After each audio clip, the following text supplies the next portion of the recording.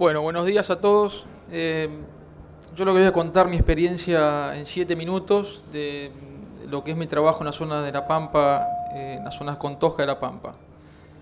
El título del taller es Productividad en zonas semiáridas, la limitante la tosca. Bueno, le voy a contar cómo fui desarrollando experiencia para trabajar con ella y convivir con la tosca y buscar estabilidad de rendimiento.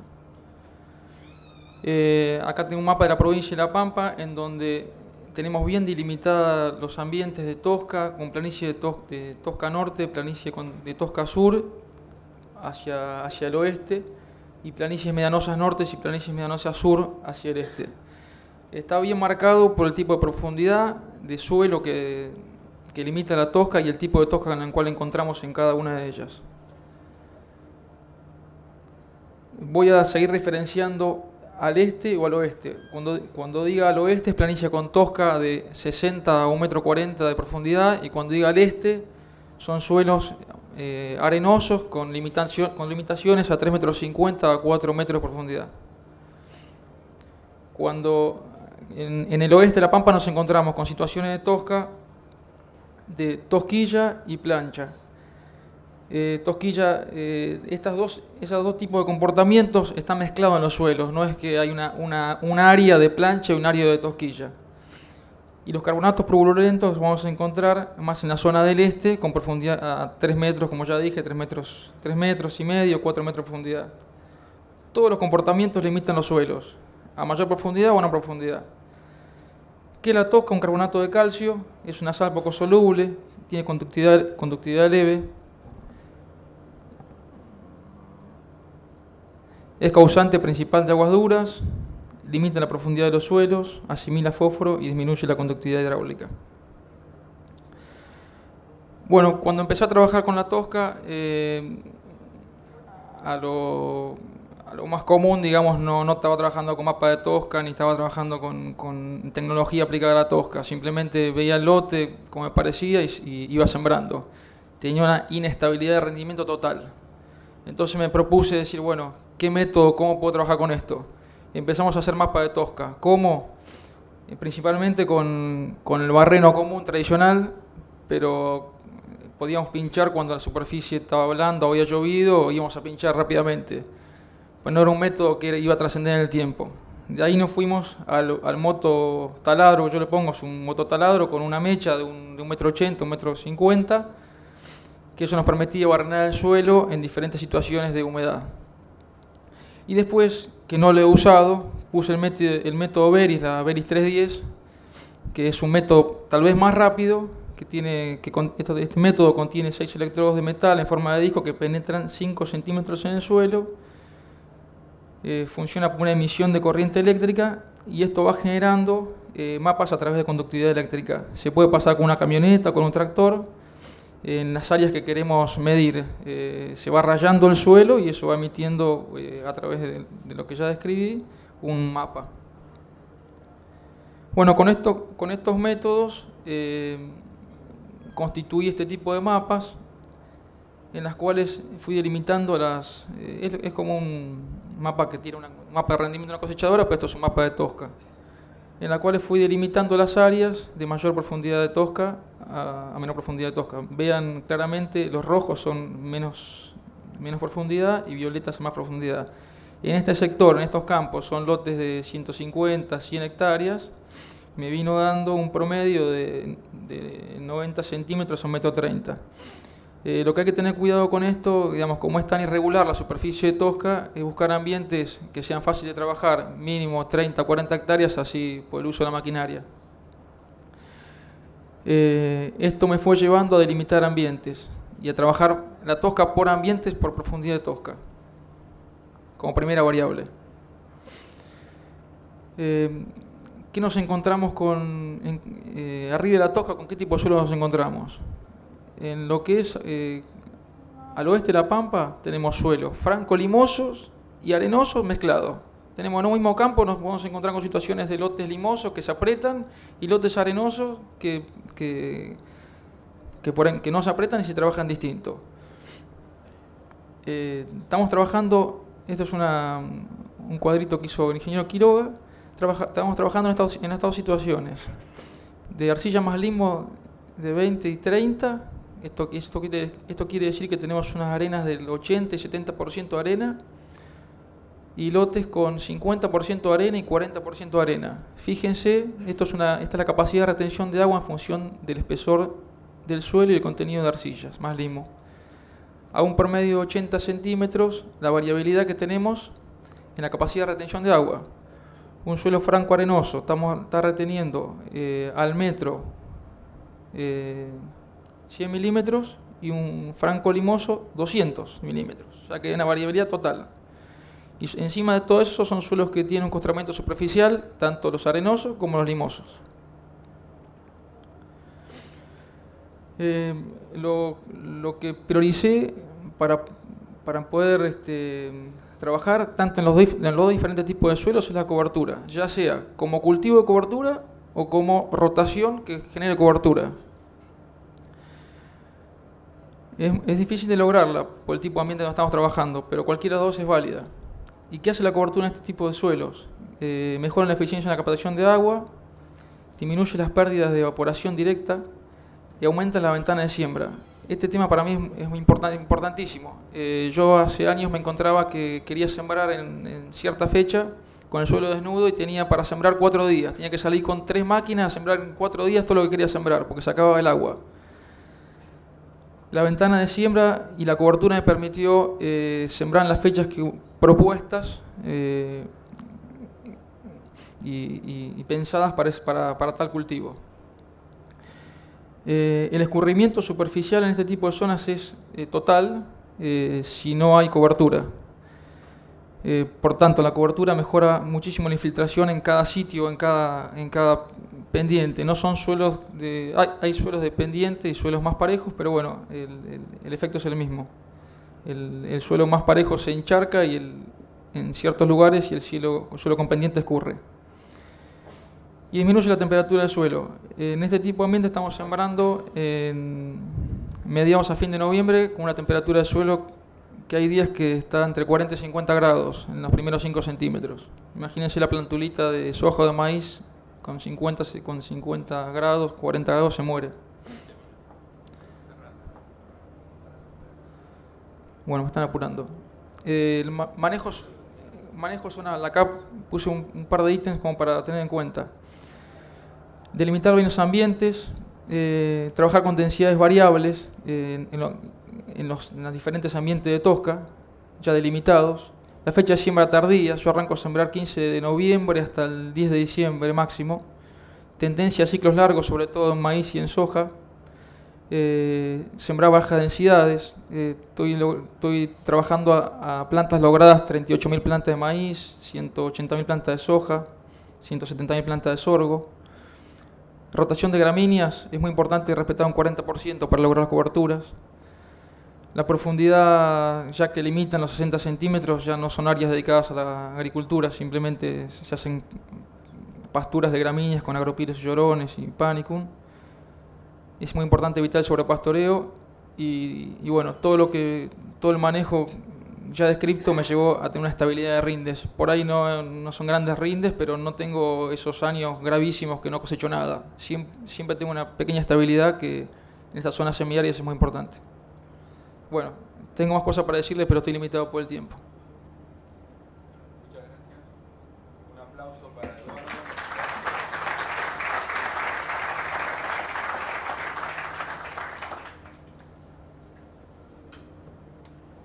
Bueno, buen día a todos.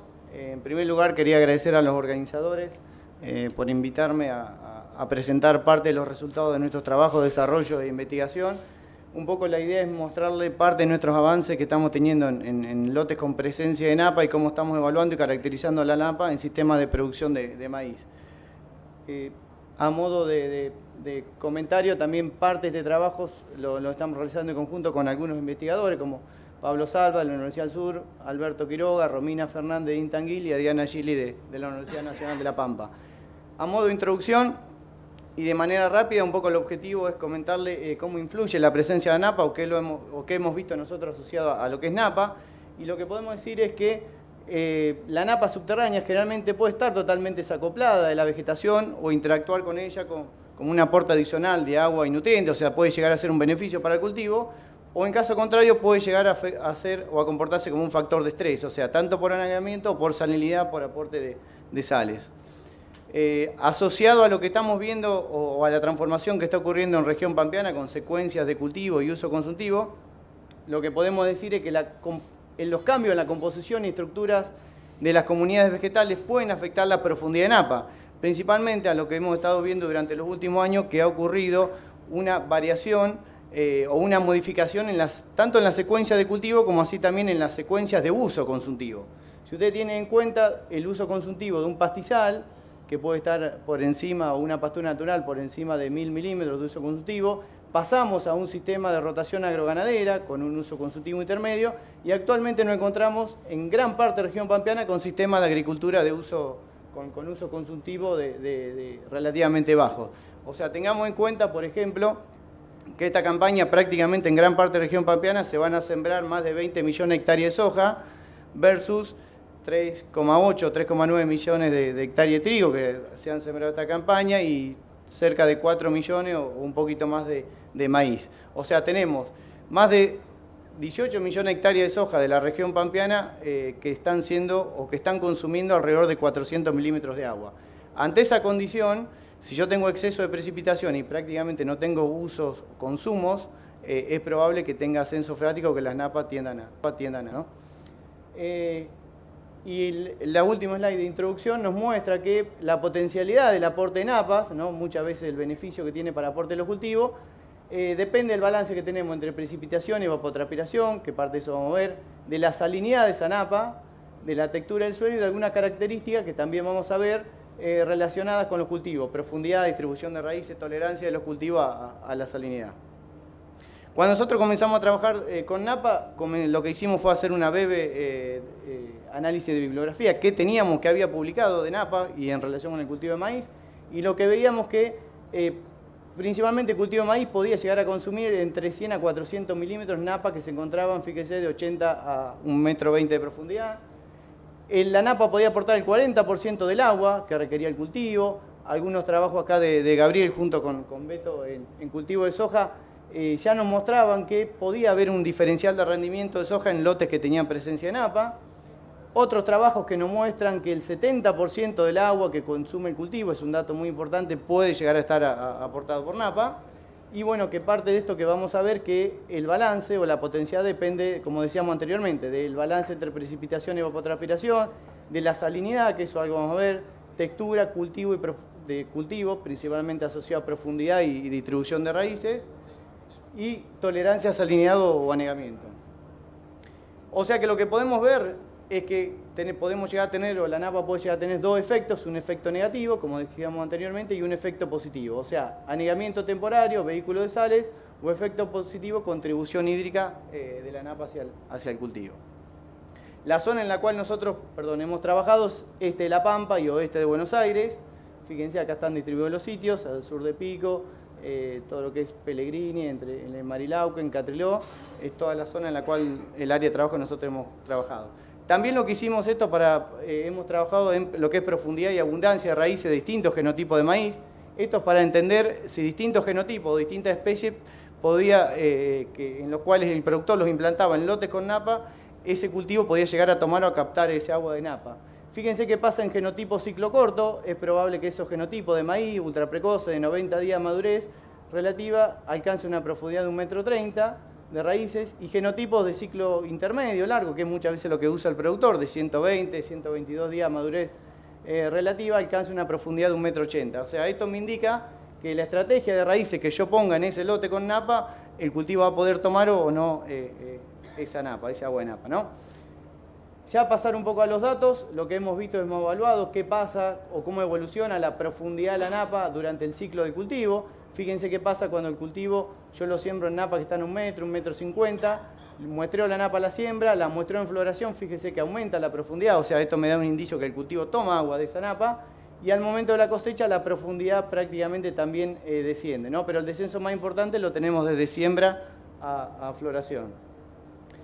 Lo que hemos visto en campo de productores, que después también lo podemos discutir durante la pregunta, es cómo variaba el rendimiento en función de distintas dosis de nitrógeno. en sitios con napa y en sitios sin presencia de napa. Fíjense que en sitios con napa prácticamente hasta la dosis de 80 kilogramos de N se comportaba como estadísticamente significativo, y en sitios sin napa prácticamente, asociado que generalmente la disponibilidad hídrica condicionaba lo que era el rendimiento y la respuesta a la fertilización, prácticamente no encontramos o encontramos muy baja respuesta a la fertilización.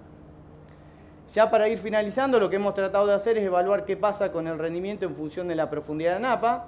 Fíjense que en la medida que tengo lotes en los cuales la napa se encuentra por debajo de 2 metros de profundidad, la potencialidad o el aporte es relativamente menor respecto a si se encuentra a profundidades menores, ¿no? También hemos evaluado, que también lo podemos discutir durante la pregunta, lo que es la contribución hídrica, el uso consultivo de esa napa en función de la profundidad. Y fíjense, en napas que se encuentran cerca del 1,50 m de profundidad, es probable que yo tenga aportes de alrededor del 25 al 30% del uso consultivo de un cultivo de maíz. Tengamos en cuenta que un cultivo de maíz consume alrededor de 600 milímetros para alcanzar 10.000 kilogramos de grano, o sea que esto me está indicando que estoy teniendo prácticamente aportes de 180, 190 o cerca de 200 milímetros de agua de napa, ¿no? Ya para finalizar, cuando nosotros comenzamos a trabajar en napa ya hace 3 o 4 años, comenzamos en base a un modelo teórico que decíamos, tratamos de evaluar qué pasaba con la calidad de la napa y con la profundidad, y lo que decíamos era que, bueno, que si yo tengo una napa que por ahí se encuentra por cerca del metro de profundidad y a su vez tiene un alto contenido salino, o sea, tiene un alto valor de conductividad eléctrica, es probable que esta napa condicione lo que es el desarrollo del cultivo y a su vez sea un vehículo o aporte sales hacia los primeros estratos o hacia la superficie del suelo. Ahora bien, si esa napa yo la puedo mantener deprimida por debajo del 1,40 m de profundidad, fíjense que ya vamos cerrando, tiene una valoración mayor. Ahora bien, si yo esa napa no tiene un problema de salinidad, fíjense que ya el aporte de agua que puede llegar a realizar el cultivo es muy interesante, y a su vez si esa napa se encuentra cerca del metro de profundidad también puede tener un aporte muy interesante, como veíamos. Ahora bien, si esa napa se encuentra muy cerca de la superficie, ojo que eso puede llegar a ser un problema de falta de oxígeno o anoxia. Para cerrar, hoy actualmente estamos en esta parte del trabajo de investigación, o sea, ya hemos clasificado las napas en cuanto a su banda de profundidad, de acuerdo a algunos trabajos de Esteban Giovalli. Hemos evaluado qué pasa con algunos aniones tóxicos, como por ejemplo boro. Fíjense qué pasa con la RAS, también la hemos caracterizado. Cuál puede llegar a ser el aporte de agua gravitacional o agua libre que tiene esa napa. Y en cuanto a su calidad, hemos evaluado qué pasa con el nivel de conductividad y cómo afecta al cultivo. Las conclusiones, bueno, las dejamos un poco para las preguntas. Eso es todo. Bueno, un aplauso.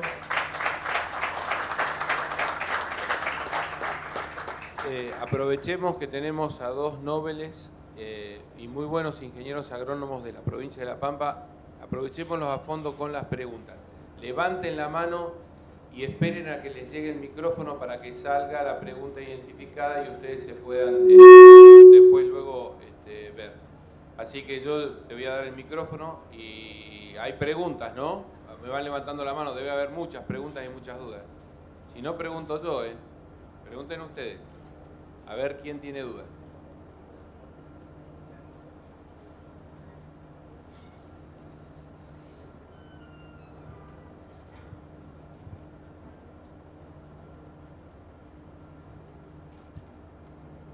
Respecto a la tosca, vos dijiste que sembraba distintas cantidades, que bajaste la cantidad de plantas por hectárea.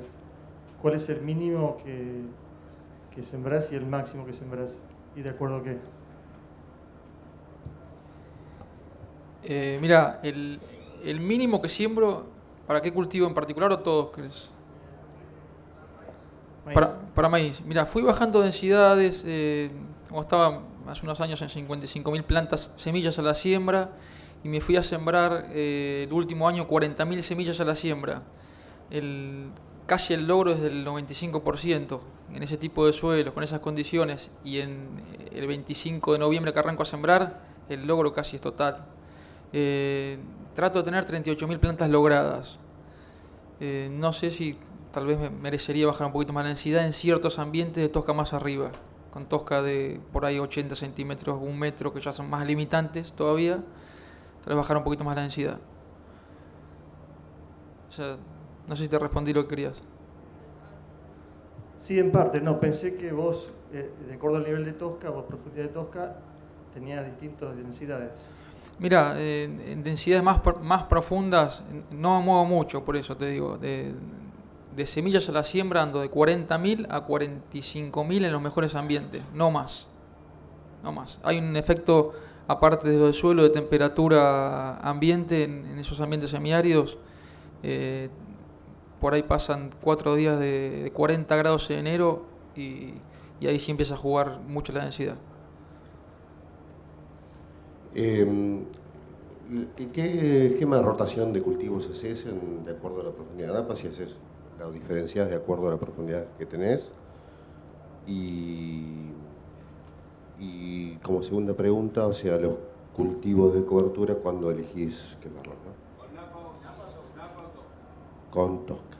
Y con tosca. Mira, en ambientes con tosca 1.40 o sectores con tosca 1.40 o tal vez un poquito mayor, entra el girasol a jugar como en la rotación. Rotaciones de un cultivo por año, no hago 2 cultivos por año. Rotaciones en las cuales te puedes ir de girasol a un sodo granífero, a un maíz, como para respetar un poquito el tema de gramíneas que tanto mencioné, y después una soja. En ambientes más restrictivos no juego con el girasol, no entra en ese tipo de ambientes, sí entra la soja. Soja, sorgo, maíz, por eso es una alternativa.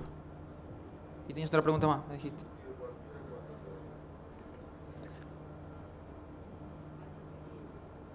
El cultivo de cobertura me pareció que te basabas mucho en eso. Sí, me baso en eso. Yo me baso más en ese tipo de zonas, que la rotación genere cobertura más que un cultivo de cobertura.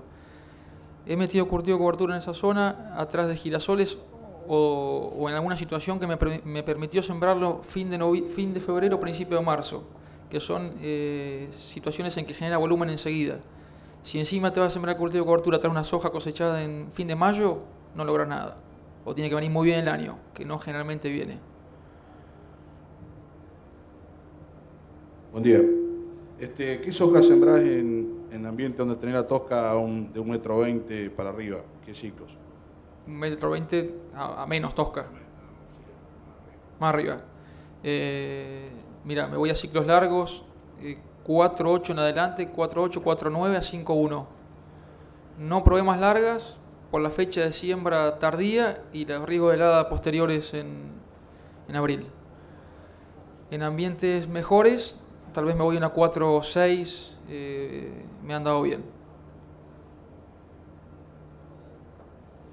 Bueno, yo tengo una pregunta para Sax. Adelante, Sax, allá. La pregunta sería la siguiente. En toda la zona norte de La Pampa y sur de la provincia de Córdoba, se han visto marcados profundamente por la segunda niña una depresión muy grande de los rendimientos en cultivos de soja que han sido realizados en fecha temprana, marcándose pHs del suelo al metro de profundidad de 9 y al metro 50 de 10, donde antiguamente los productores decían que eran muy buenos suelos y que tenían muy buenos rendimientos, de 4.000, 3.500 kilos en esos ambientes pasaron a 600 kilos. ¿Qué está pasando? Sí, ahí está. Una consecuencia que por ahí puede estar pasando, de acuerdo a nuestra experiencia, es que nosotros muchas veces lo que le decimos a los productores es que una determinación fácil que tienen para conocer la calidad de su napa, porque nosotros parte de estos trabajos son trabajos que los realizamos dentro de un marco de proyecto de investigación, o sea, ahí había prácticamente más de 10 o 12 valoraciones de nutrientes, elementos en napa. Le decimos que evalúen lo que es la conductividad eléctrica de esa napa. O sea, eso es algo sencillo, que el productor se puede comprar un conductímetro portátil y directamente ya determinar, o sea, de manera directa, o sea, con un barreno, llegar hasta la napa, tomar una muestra de napa y ya conocer qué pasa con esa conductividad de napa. Asociado a lo que un poco mencionaba Gabriel, lo que nosotros hemos visto es que en la variabilidad de calidad en todo lo que es La Pampa y oeste de Buenos Aires, no es tan alta. O sea, hay algunas condiciones de napas bastante salinas, con nivel de conductividad por encima de 4, 5 o 6 decisiemen por metro, que de acuerdo a lo que nos muestran las tablas de pérdida de rendimiento que hay publicadas, o sea, serían napas que pueden llegar a condicionar la productividad de los cultivos, principalmente maíz y luego soja. Asociado un poco a lo que comentaba Gabriel, puede haber ocurrido que haya habido un ascenso de una napa salina. Parte de esa napa salina puede haber depositado algunos nutrientes, principalmente sodio o algunos carbonatos, podrían haber ascendido, y parte puede haber quedado en ese horizonte en el cual, cuando el cultivo, la raíz del cultivo llegó o alcanzó ese horizonte, directamente eso puede llegar a haber condicionado lo que es el desarrollo de ese cultivo.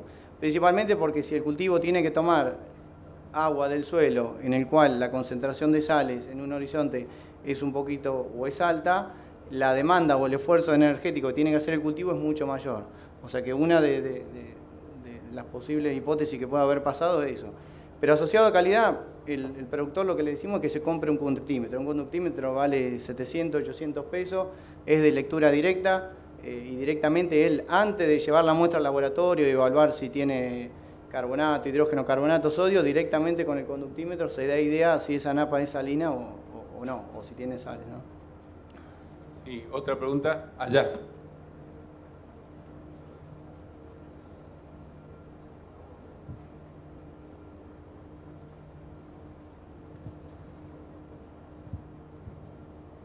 Sí, puede ser que, vos nombraste 4,5, 5 de umbral, ¿usás para una neutralidad o casi perjudicial como napa? ¿Cómo? ¿En qué valor umbral estás tomando la...? No, esos son los valores, mira, a ver, te muestro. Acá lo que nosotros hemos evaluado es, fíjate, nivel de conductividad sobre el cultivo. Este es el umbral crítico que aparece generalmente publicado en las tablas. Lo que te dicen las tablas es que con valores por encima de 1,7 a 2,5 es probable que tengas o que puedas tener pérdidas de rendimiento alrededor del 5 al 10%, ¿no? Con valores mayores de 2,5 es probable que también tengas de 10 a 15 a 20% de pérdida.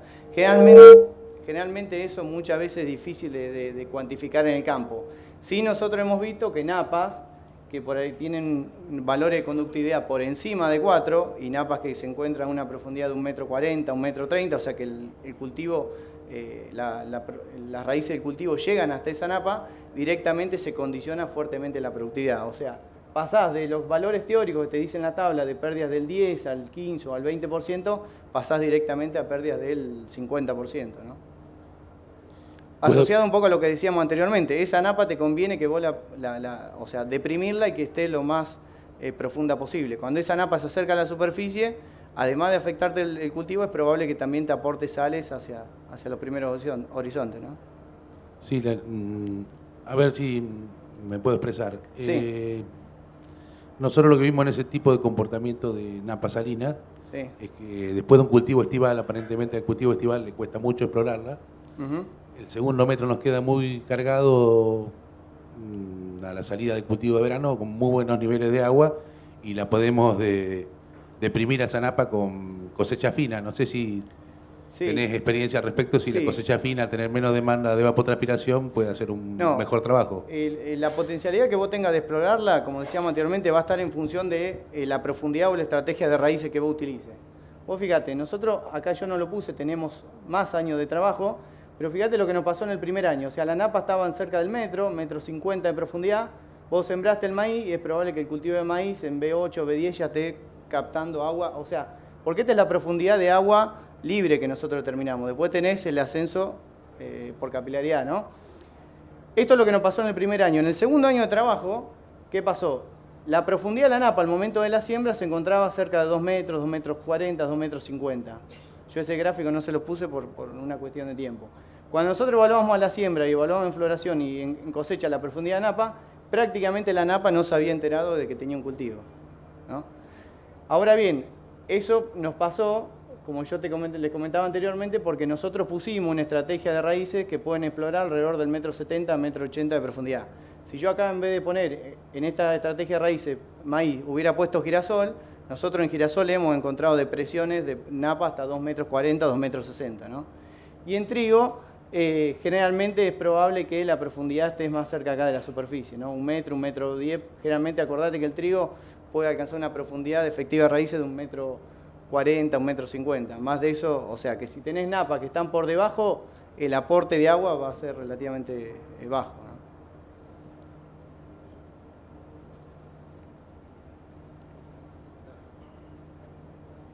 Asociado un poco a esto que, fíjate lo que te dice este gráfico, ¿no? Al menos que nos da a nosotros, napas que están cerca del metro 2,50 metros de profundidad, fíjate que el aporte es relativamente bajo, te daría alrededor de un 8% del uso consultivo. O sea, y otra cuestión que acá está pasando es que este cultivo recién va a tomar agua de la napa o la va a llegar a captar en floración, cuando ya ahí desarrolló todo lo que es su profundidad de raíces, ¿no?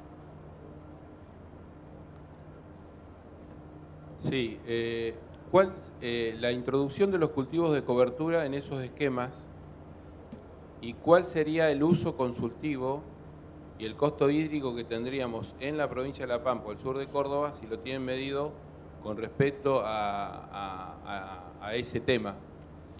Sí, bueno, hoy hubo una disertación de Beto por la mañana, pero bueno, en base a los trabajos de Beto que tenemos en la zona, generalmente el costo hídrico es relativamente bajo de un cultivo de cobertura respecto al cultivo subsiguiente, ¿no? Realizando un buen manejo de ese cultivo de cobertura. Asociado a cómo puede afectar la dinámica de la napa, o sea, el uso de un cultivo de cobertura sería beneficioso, ¿no? Lo ideal sería que el productor use un cultivo o realice un cultivo de fina. Asociado a que generalmente el cultivo de cobertura, el uso consultivo que puede llegar a tener puede estar cerca de los 250 milímetros, en cambio un cultivo de trigo, como sabemos, puede llegar a estar cerca de los 400 milímetros su uso consultivo. O sea que desde el punto de vista de consumo de agua para deprimir napas sería beneficioso utilizar un cultivo de cobertura, ¿no? Asociado a la problemática que comentábamos anteriormente que vemos en gran parte de la región pampeana. Tengamos en cuenta que un cultivo de soja, el uso consultivo puede estar cerca de los 400 o 500 milímetros, y tenemos una amplia zonas de región pampeana con un alto porcentaje de superficie soja. Prácticamente más del 70% del área cultivable de región pampeana está ocupado por soja. Entonces, si a eso sumamos que durante los 2 últimos años hemos tenido exceso de precipitación en los meses de otoño, y durante prácticamente 8 meses no tenemos consumo de agua durante todo el sistema, eso en varias zonas de la región pampeana ha posibilitado que las napas asciendan. Después, bueno, también no lo hemos puesto en esta presentación, pero hay varios trabajos de Esteban Jovaski que ellos han trabajado y muestran que también otra problemática que ocurre con las napas es que cuando generalmente tenemos exceso de precipitaciones y anegamiento, es difícil que ese agua se retire, si no es con consumo hídrico o con evapotranspiración. ¿Por qué? Porque en gran parte de la región pampeana, todo lo que es centro-sur de Córdoba, sudeste de La Pampa y oeste de Buenos Aires, la pendiente regional que tenemos es relativamente baja, es cercana o menor al 1%. O sea que muchas veces nosotros podemos conducir, hacer canales, pero ese agua vemos que no, asociado a la escasa pendiente, no corre o no se dirige en dirección al mar, ¿no? O hacia algún arroyo para poder desagotarla.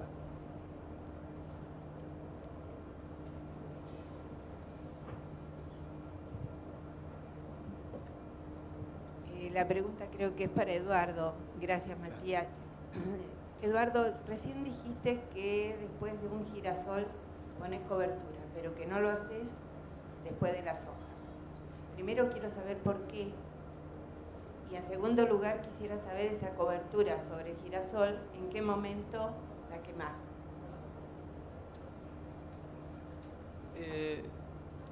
Lo hago por un tema de aprovechamiento de recursos. Cuando el cultivo de cobertura sí entra en este tipo de zonas, para mí entra cuando empezás a tener tosca de 1,20 m hacia abajo hasta 2 metros, ahí entra el cultivo de cobertura. Me parece que más con menos suelo hay menos disponibilidad de agua para todos. ¿Por qué atrás de un girasol? Vos viste que en ese tipo de zonas llueve, empieza a llover en marzo, abril y después empieza a cortar. El aprovechamiento de agua con la implantación del cultivo es muy importante y genera biomasa enseguida. Eso te contesto por el lado del girasol. Por el lado de la soja la estamos cosechando siempre tarde porque la sembramos tarde y nos iríamos a hacer un cultivo de cobertura en fin de abril, mayo, en una situación que si bien por ahí hay buena humedad de suelo, pero empiezan bajas temperaturas y no tenemos recarga de perfil de agua, el desarrollo es menor. Se termina formando la biomasa ya por octubre, donde hay una biomasa aceptable para quemarlo, en realidad. Entonces yo veo que de esa manera el consumo o el tiempo de permanencia es mayor y el consumo es mayor. Sembrando temprano, lo tenés temprano y capaz que fin de julio o principio de agosto ya lo estás quemando. Y te queda un periodo de barbecho de agosto, septiembre, octubre, de 3 meses completos, que es donde llueve realmente.